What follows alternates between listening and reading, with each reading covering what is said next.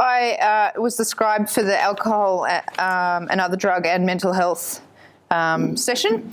So I'll just start by giving some highlights of the two presentations that were delivered. So Dr. Danny Sullivan from Forensic Care and Rose, how do I pronounce your name properly?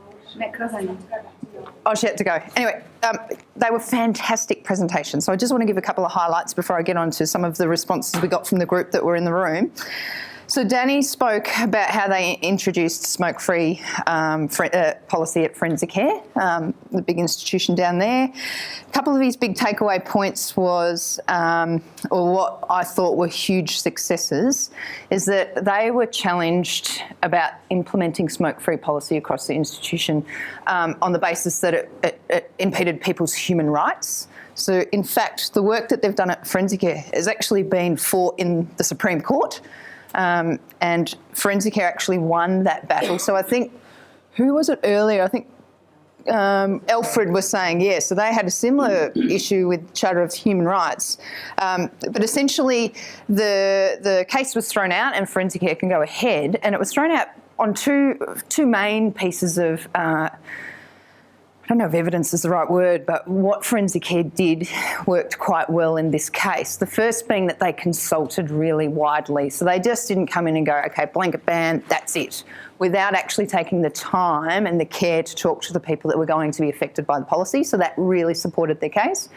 And the second thing they did, and Danny wrote an article and there are copies around, but they looked at the evidence, searched the literature, went best practice, so they could justify the reason for doing what they were doing. So I think there's some real positives in today in being able to quite confidently walk away and say, well, actually implementing smoke-free policies, it's not a breach of human rights.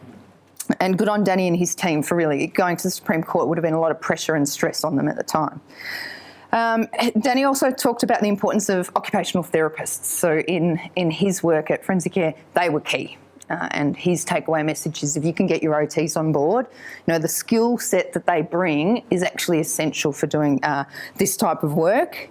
The power of a peer champion was also something, and I think he did say without having peer champions, it might almost be impossible. So peer champions are critical.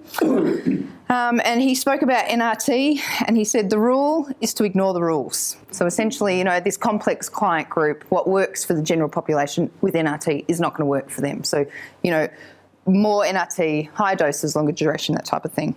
Now, Rose spoke really passionately about the work that she's done implementing introducing smoke-free policies within their residential withdrawal unit at Regen down in Melbourne.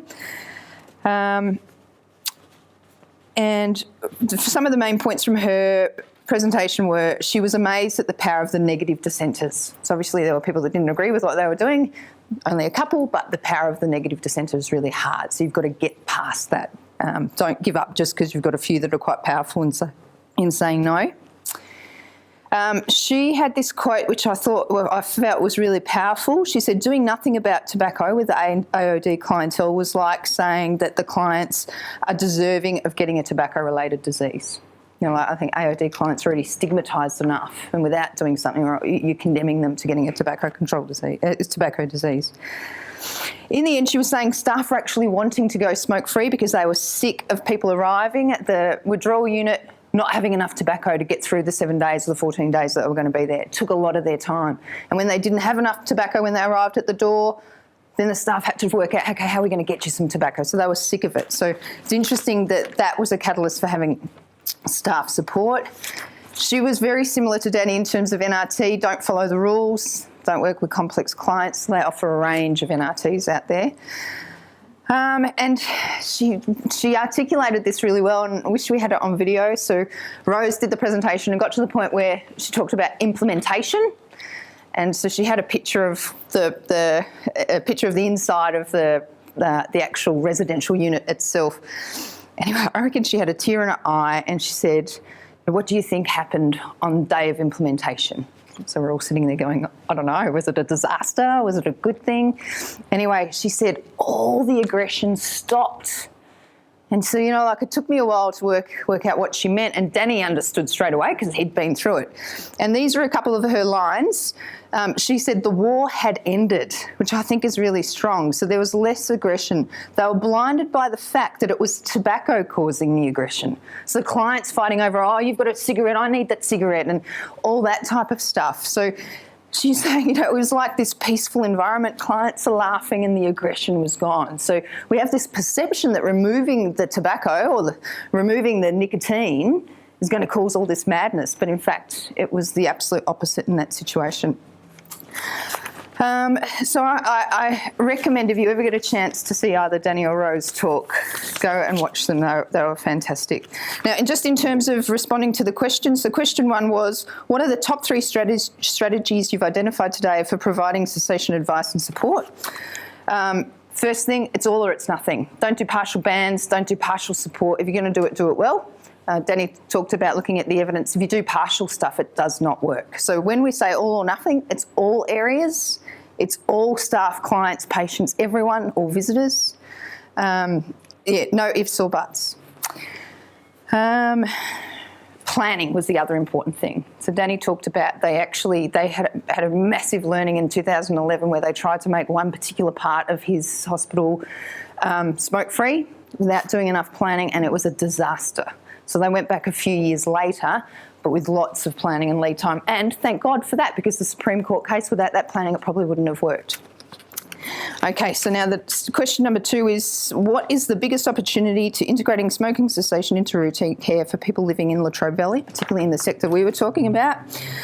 So we talked about point of first contact, or all points of contact with clients within that service. You need to be talking about smoking. Peer champions, there's so much more that can be done.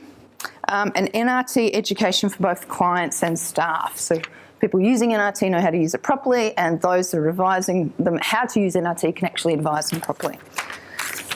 And then question 3, which was thinking about the system linkages in your sector, who needs to talk to who to ensure action actually happens. So we were saying OTs, get them on board, clinicians, CEOs, directors of nursing. So really those positions of power needs to come from the top. Without support from there, it's very difficult for people underneath to make it happen.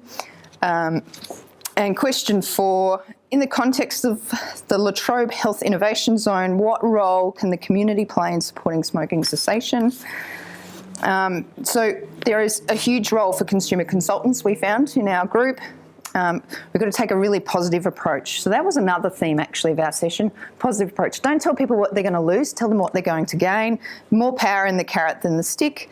Use positive language. So if you're part of the community, start praising those that have done well and succeeded in quitting. Positive language is like personal power, and demanding. So if the community actually demands that we do this, I think is important.